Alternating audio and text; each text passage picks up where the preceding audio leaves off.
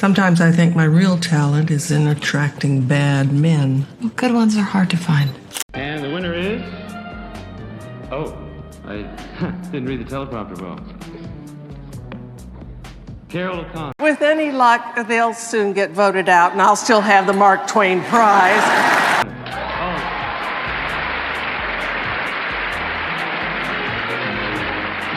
What if I told you that Carol Burnett, the woman who made millions laugh for decades, had a co-star who made her life miserable, someone who humiliated guests, turned nasty without warning, and even got physical with her?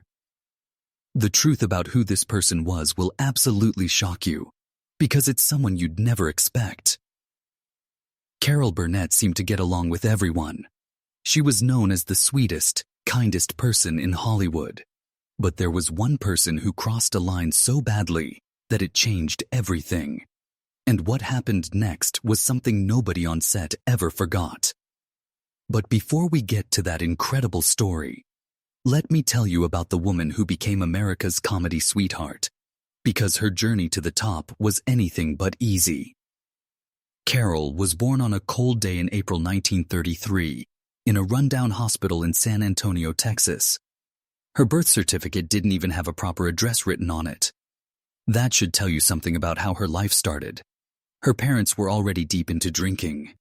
And by the time little Carol turned 4 years old, both of them were drinking every single day. Can you imagine being a 4-year-old child and watching your parents drink themselves into a stupor day after day? Carol's mother would get so angry when she drank that she'd become violent. Little Carol would crawl under beds and hide just to escape the yelling and screaming. The neighbors felt so sorry for her that they would bring food to the house because her parents were too drunk to feed her properly. When Carol looked back on those early years, she didn't call it a childhood at all. She called it survival. She said she felt lonely all the time, like she was invisible in her own home. Most kids who grow up in situations like that never make it out. But somehow Carol did. Her father walked out when she was just 2 years old. Can you believe that? A 2-year-old baby. And her dad just left. By the time she turned 6, her parents were officially divorced. The court papers said it was because of drinking and not taking care of their children. Carol even had to sit in some of those court hearings, watching adults argue about her life. She said it made her feel like she didn't even exist. After the divorce, Carol and her half-sister Chrissy were sent to live with their grandmother in Hollywood. But this wasn't the glamorous Hollywood you might think of. They lived in a tiny room with no windows in a falling-apart boarding house. They paid $9 a week for rent, which was a lot of money for them back then. They had to share a bathtub down the hall with all the other people in the building. At night, mice would run across their floor. They survived on Carol's grandmother's Social Security check, which was only $30 a month. To give you an idea of how poor they were, Carol made toys out of broken furniture pieces and read books that other people had thrown in the trash. But here's where Carol's amazing imagination started to show. When she was 8 years old, she did something that sounds crazy, but was actually brilliant. She invented a twin sister named Karen. This pretend sister had curly blonde hair and perfect dimples. Everything Carol thought she didn't have. Carol would run out the front door of their building, quickly change her clothes behind the building, and then come back pretending to be Karen. She kept this up for almost 2 whole years. She even invited Karen to a birthday party once. One of their neighbors got so worried that they wrote a letter to Carol's grandmother suggesting that Carol needed professional help. But Carol didn't see it as a problem. Looking back, she realized it was her first try at acting and improvisation. She wasn't just making up stories in her head. She was actually acting them out with costumes and everything. By the time she was 9, Carol was up on the rooftop of their building practicing her famous Tarzan yell. She had heard it in old movies and would practice it over and over until she got it perfect. She would yell so loud that neighbors would come running outside to see what was wrong. Sometimes even the police would show up thinking someone was in trouble. But Carol didn't stop. She kept practicing until her voice got stronger and her lungs could hold more air. Years later, when fans would call out for her to do the Tarzan yell during her TV show, she could do it perfectly without even thinking about it. What started as a way to escape her sad reality became one of her most famous trademarks. The poverty was so bad that when Carroll and her grandmother went to the movies, her grandmother would quietly take toilet paper from the theater bathroom and stuff it in her purse because they couldn't afford to buy their own. Carroll never forgot those embarrassing moments, but they also taught her something important about survival. Those movie theaters became Carroll's real school. For just a dime, she could sit through 2 movies in a row. She would study everything the actors did, how they timed their jokes, how they moved, how the audience reacted to different things. When she became famous later and started doing parodies of famous movies on her show, all of that knowledge came from those hours spent in dark movie theaters as a poo or little girl. Back in their tiny kitchen, there were some peaceful moments too. Carroll's grandmother played piano, and her mother sometimes picked up a ukulele. They would sing songs together like, "You Are My Sunshine." On those rare nights, it didn't matter how poor they were or how hungry they might be. Carroll learned to sing harmony at that little kitchen table, and it gave her the confidence to sing in front of other people later on. But there was one moment that hurt Carroll so deeply, she never forgot it. She told her mother that she wanted to be an actress when she grew up. Her mother looked at her and said something that cut right through her heart. "You can always write no matter what you look like." Carroll remembered those exact words for the rest of her life. She said later, "God, that hurt." In that moment, Carroll realized that her own mother didn't think she was pretty enough to be an actress. But instead of giving up, it made her more determined. She decided she would build a career that proved talent was more important than looks. She would give a voice to people who didn't fit the typical Hollywood mold. By the early 1950s, Carroll's father was barely alive. Alcohol had destroyed everything in his life. Carroll left for New York in 1954 to chase her dream of being on stage. Not long after she left, her father died at just 47 years old. His liver had given up from all the drinking. Carroll said he was never mean to her, just completely lost. As her new life was just beginning, his was already over. In 1954, Carroll was a college student at UCLA, still unsure about her future. She was getting ready for her final theater exam when her professor suddenly canceled it. Instead of a test, he asked Carroll and a few other students to perform funny skits at a party for other teachers. It seemed more like a joke than a real opportunity. Carroll was worried about money and wondering if she'd ever get a real chance at acting. But that unexpected night changed her entire life. She quickly put together a comedy sketch and performed it in front of all those professors. Their laughter wasn't the polite kind you give to be nice. It was real, genuine laughter. For the first time, she saw important adults respond to her humor with pure joy. After the performance, Carroll did something that embarrassed her later. She started quietly putting cookies from the party into her purse. She wasn't trying to be greedy, she was just hungry. Food was always a struggle for her and her grandmother, and she wanted to take something home. Just as she was stuffing the last few cookies into her purse, an older man in a nice suit walked up to her. Carroll froze. She thought he was going to call her out for taking the cookies or ask her to leave, but instead, he told her how much he enjoyed her performance and started talking with her. That awkward moment over cookies turned out to be the key that unlocked her entire future. The man turned out to be a wealthy shipbuilder from La Jolla. What he offered Carroll was almost too good to believe. He gave her and her friend Dawn a loan of $1,000 each. That would be like getting $12,000 today.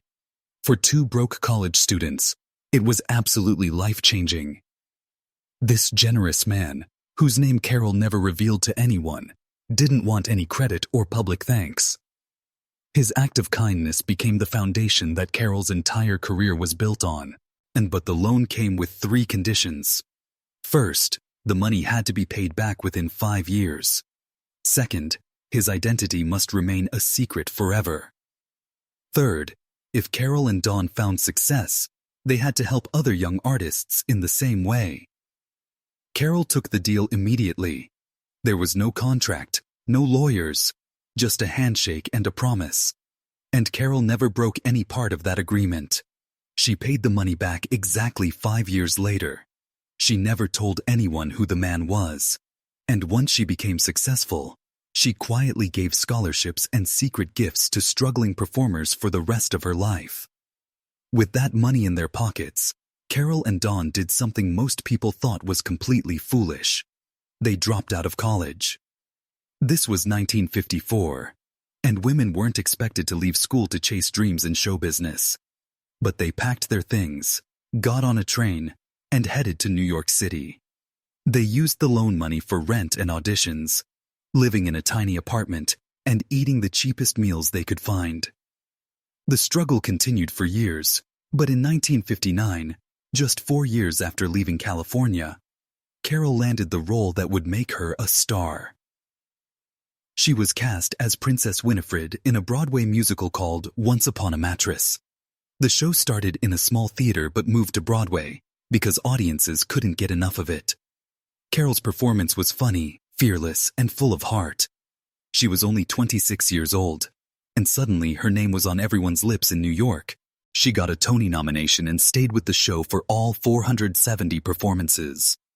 Years later, she would bring this character to television, making it one of her most beloved roles. By the time she returned that $1,000 in 1959, she had kept every single part of her promise to the mysterious man who had believed in her. That same year, Carroll joined The Gary Moore Show, a weekly variety program that was filmed at what is now known as the Ed Sullivan Theater. Carroll was just 26, working alongside comedy and music veterans, but it didn't take long for her to become the star everyone was talking about. Her sketch work, especially playing a cleaning woman character, showed just how talented she really was. She could be silly or sad, loud or quiet, whatever the moment needed. The show ran until 1962, and during those years, Carroll built up all the skills she would later use on her own show. In 1962, her incredible talent was finally recognized with her first Emmy Award. She won for Outstanding Performance in a Variety or Musical Program. This wasn't just her first big award. It was proof that the industry finally saw her as a leader in comedy. She had been in hundreds of sketches by then, and her name was becoming familiar in homes all across America. Also in 1962, Carroll teamed up with Julie Andrews for a special that would become absolutely legendary.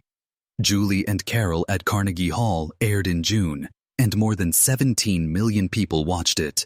It was a perfect mix of music, parody, and sketch comedy. The chemistry between Carroll and Julie was electric and magical. TV executives didn't think the special would work, but it became a huge hit almost immediately. It won 2 Emmy Awards, one for the show itself and one for Carroll. For many fans, this was their first time seeing Carroll as more than just a sketch comedian. She could sing beautifully, act dramatically, and command a stage all by herself. But Carroll's personal life during this time was complicated. She had married her college boyfriend Don in 1955 when she was just 22. They had met 3 years earlier, long before her face became famous on television. At the time, Carroll was still struggling in New York, working as a hat check girl and living paycheck to paycheck.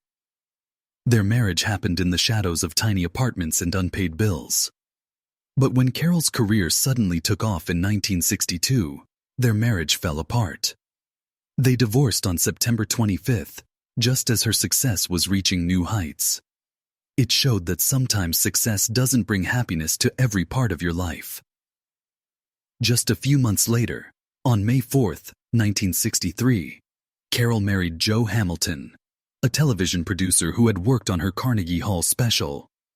Joe had 8 children from his previous marriage, which he ended the same day he married Carroll in Mexico. Together, they would have 3 daughters, bringing their household to a total of 11 kids. Can you imagine? 11 children in one house. Carroll said those years were both joyful and absolutely chaotic.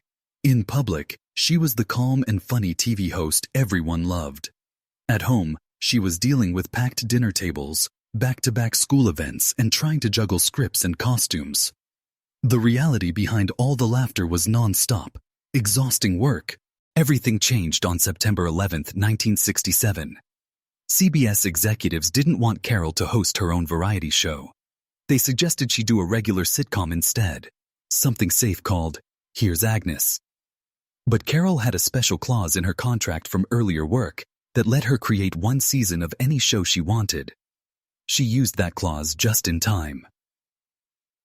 The Carroll Burnett Show went on to air 279 episodes over 11 incredible years. It was filmed at CBS Television City, and it became a landmark in television history. No woman had ever hosted a primetime variety show before. Carroll broke that barrier, set a new standard, and never looked back. The show started with something nobody expected. Carroll would walk out at the beginning and take questions from the audience. This actually started by accident when a producer sent her out early as a practical joke. But the audience loved it so much that it became a regular part of every show. People would ask her anything, how she got started, who her favorite guests were, or they'd beg her to do that famous Tarzan yell. Carroll would answer with charm and complete honesty, creating a connection with viewers that few TV shows have ever achieved.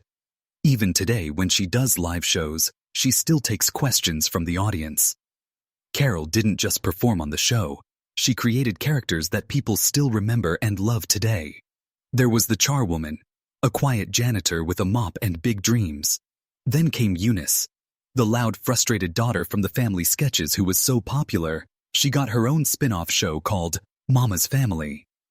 Carroll's face was like a comedian's toolbox.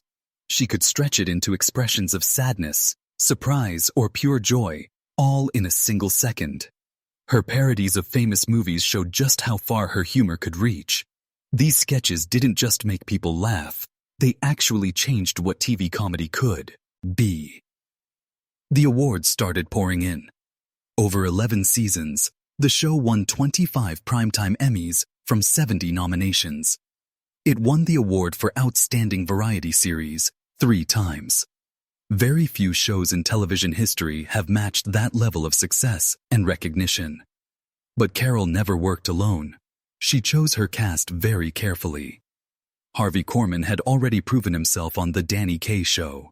Vicki Lawrence was just a teenager who sent Carroll a fan letter and ended up becoming one of the show's strongest performers.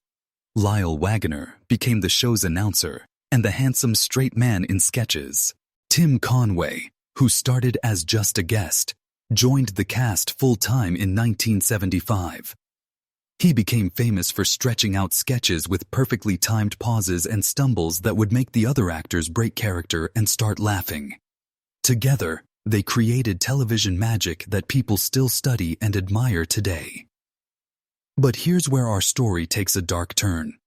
Harvey Korman had always been a major presence on The Carroll Burnett Show. But during the 7th season, something inside him changed dramatically. His moods began shifting without any warning, and people on the set started to notice the tension, especially when guest stars were around. That particular week, the guests were Tim Conway and Petula Clark, both beloved performers who should have been welcomed with open arms. But Harvey's behavior was shocking. Tim Conway, who always brought joy and laughter to every room he entered, got cut down right in the middle of rehearsal. Harvey called one of Tim's sketches stupid and didn't even try to hide his cruelty. Petula Clark barely got a polite hello from him. Things got even worse when Harvey started mumbling cruel comments under his breath while they were rehearsing scenes together. The show had built its entire reputation on laughter, warmth, and making everyone feel welcome. But in those moments, the atmosphere turned ice cold. Carroll Burnett, who was known throughout Hollywood for her kindness and grace, finally reached her breaking point. She couldn't stand to watch her guests being treated badly. She walked straight into Harvey's dressing room and told him firmly that his behavior was completely out of line. She didn't yell at him or insult him back, but she was absolutely clear about how wrong he was being. What Carroll didn't expect was the explosion of anger that came back at her. Harvey told her to stay out of his business and mind her own affairs. He even said he'd rather quit the show right after that night's taping than listen to her complaints. But when Carroll tried to stand her ground and explain why his behavior was hurting everyone, Harvey did something that shocked her to her core. He physically pushed her out of his dressing room and slammed the door right in her face. Carroll was absolutely stunned. She and Harvey had worked together for years. They had created some of the funniest moments in television history together. She had trusted him and considered him not just a coworker, but a friend. That moment of physical aggression shook her more deeply than anything that had happened in her career. Carroll wasn't someone who enjoyed confrontation. She had spent her whole life trying to avoid conflict and keep everyone happy. But in that moment, she knew she had to find strength she didn't even know she had. So she did something incredible. In her mind, she imagined herself as Joan Crawford and Barbara Stanwyck, two of the toughest, sharpest actresses in Hollywood history. With the voices of those strong women in her head, Carroll stood up straight, walked back to Harvey's door, and this time she didn't hesitate for even a second. She told Harvey that she had already called his agent. He was fired. He would not be coming back to the show. Harvey didn't believe her at first.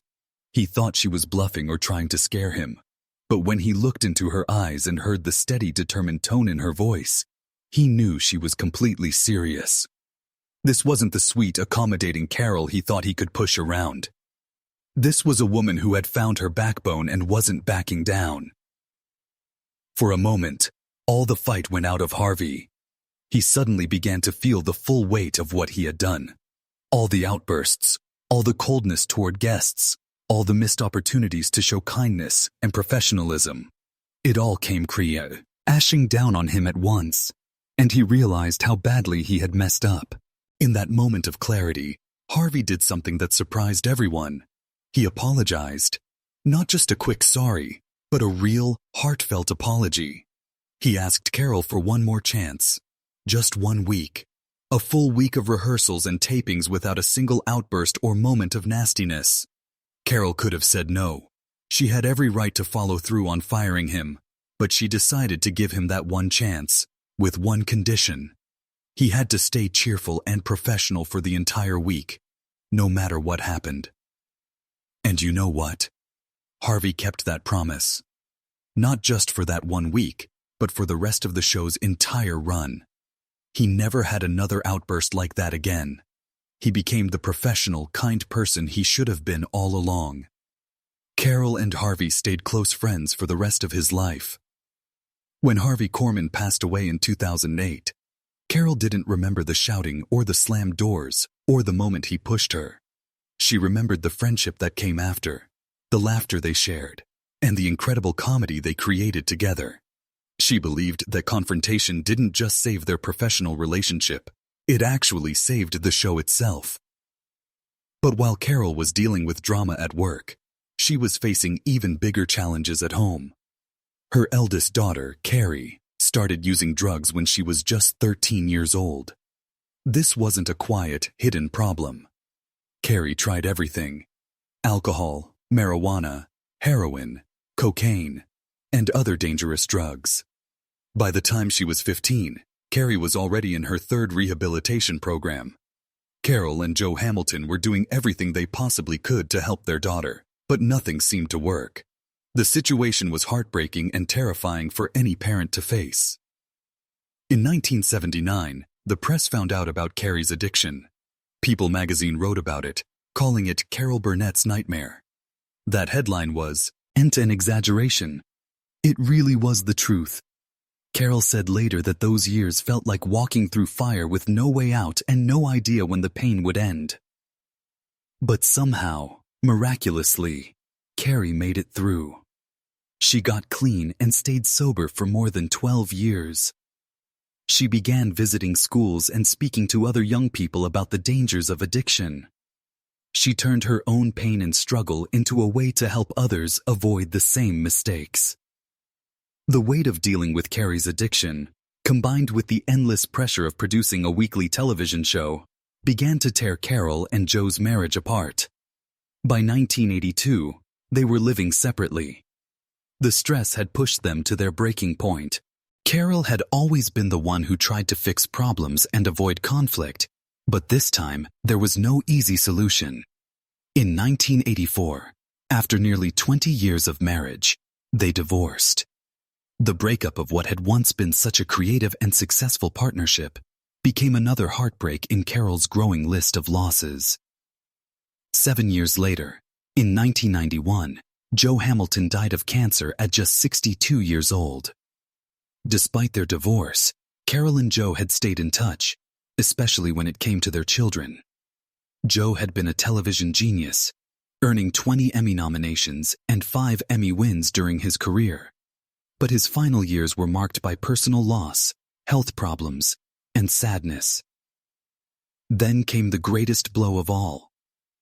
On January 20th, 2002, Carrie Hamilton died. She was only 38 years old. After years of sobriety and hope, cancer took hold of her body. It started in her lungs and spread to her brain. Pneumonia set in. And just like that, the daughter who had survived addiction and found her voice was gone. At the time of her death, Carrie was working on a Broadway play with her mother called Hollywood Arms. Even as her health failed, she kept writing and dreaming. Carroll said later that losing Carrie felt like being cut in half. But she also said that Carrie's strength, her choice to fight and recover and create, remained with her every single day. During the early 1980s, something sad happened between Carroll and another person she had worked with for years. Carroll and Vicki Lawrence had shared countless laughs on screen and seemed to have an unbreakable bond. But when Mama's Family spun off into its own show, things changed in a way nobody expected. Carroll had just gone through her painful divorce from Joe Hamilton, who had been not only her husband, but also the producer of both The Carroll Burnett Show and Mama's Family. That breakup didn't just end a marriage. It created emotional boundaries that affected everyone connected to Joe's work.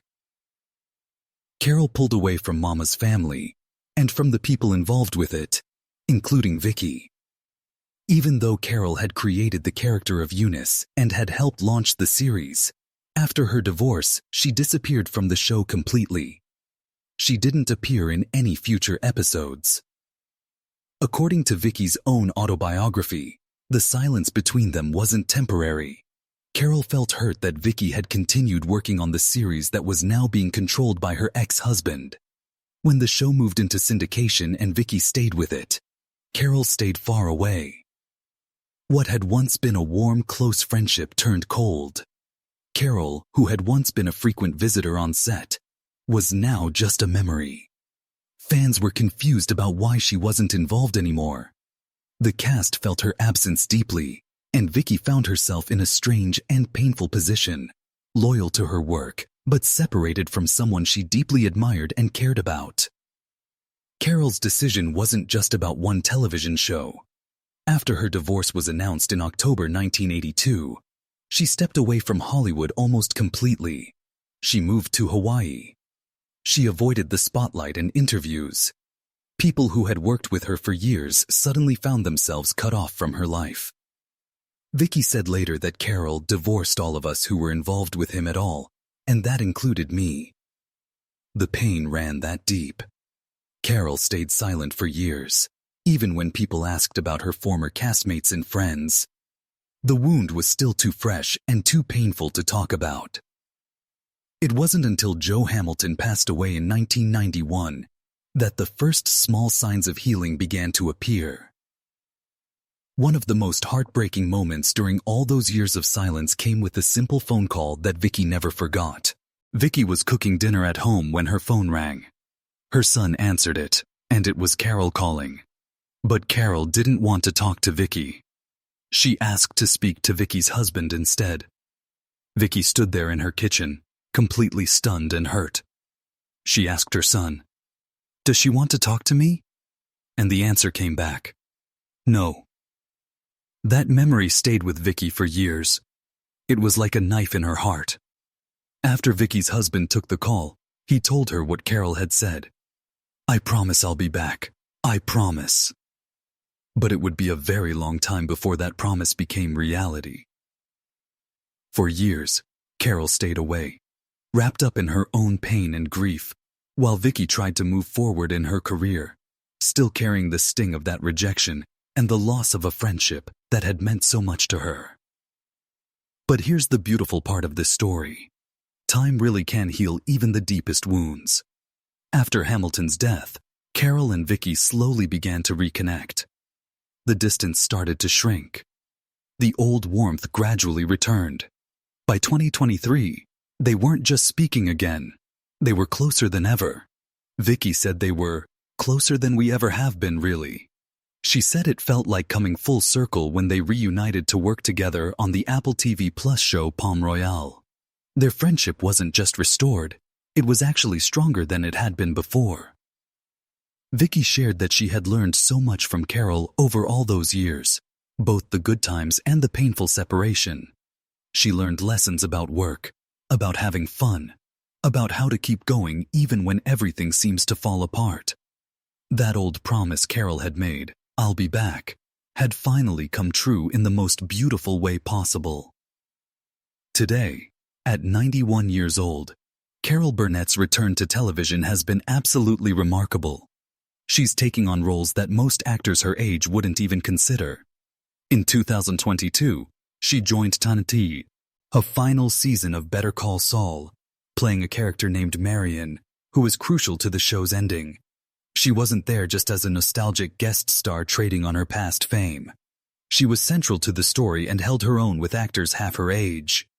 Then in 2024, she stepped back into comedy as Norma Delacorte in Palm Royale, sharing scenes with younger stars and proving that her comedic timing is as sharp as ever. When people ask her why she still works at her age, her answer is beautifully simple. She wants to have fun. That same spirit that lit up living rooms for decades hasn't faded even a little bit, and she has absolutely no plans to stop unless the work stops being joyful. The story of Carroll Burnett and Harvey Korman shows us something important about forgiveness and second chances. Yes, Harvey crossed a terrible line that day when he pushed Carroll and slammed the door in her face. Yes, he humiliated guests and created a toxic atmosphere on what should have been a joyful set. But Carroll's decision to give him one more chance after he genuinely apologized changed both of their lives. It saved their friendship and allowed them to continue creating comedy magic together. Sometimes the people we're angriest with are the ones who need our forgiveness the most. Carroll Burnett's story teaches us that even when we come from the poorest, most difficult circumstances, we can still achieve incredible things if we never give up on our dreams. From that little windowless room in a boarding house to the stages of Broadway and the studios of CBS, Carroll proved that talent, determination, and kindness can overcome almost anything. Her ability to forgive, to give second chances, and to keep creating joy even through personal tragedy is what makes her not just a great entertainer, but a truly remarkable human being. At 91, she's still out there making people laugh, still taking chances on new projects, and still proving that it's never too late to have fun. If you enjoyed learning about the incredible life and career of Carroll Burnett, please give this video a big thumbs up and hit that subscribe button for more amazing stories about your favorite stars. Share this video with someone who loves classic television, or anyone who needs to hear an inspiring story about overcoming challenges and never giving up on your dreams. What did you think about Harvey Korman's behavior and Carroll's response? Let me know in the comments below, and I'll see you in the next video.